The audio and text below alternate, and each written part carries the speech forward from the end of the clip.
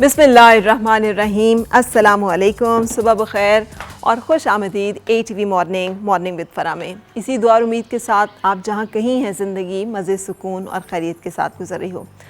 ज़िंदगी में हमें हमेशा रोल मॉडल्स चाहिए होते हैं। हमें जब हम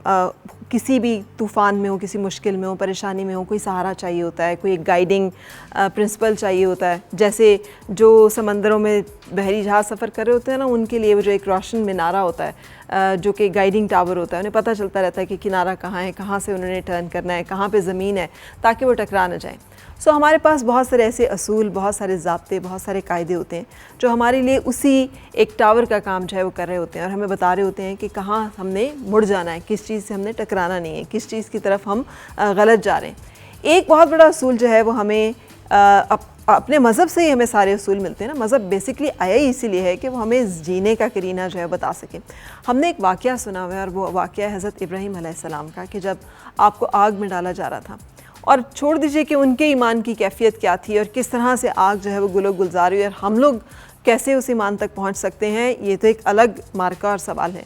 उस चिड़िया को ज़रूर याद रखिए कि जो चिड़िया उस तमाम कोशिश में, जब पूरा मुआशरा, पूरा निज़ाम जो है उस आग को भड़काने में, उस फितने को हवा देने में, उस एक शख्स को जो है उसका शिकार करने में मसरूफ़ अमल था, तो एक ज़ीरू जो है वो इस कोशिश में था कि किसी तरह से इसको बुझाया जा सके। तो कहते हैं, पूछा उस चिड़िया से कि क्या बनेगा तुम्हारी इतने से पानी के कतरे से, इतनी बड़ी आग है। तो उसने कहा, बने या ना बने,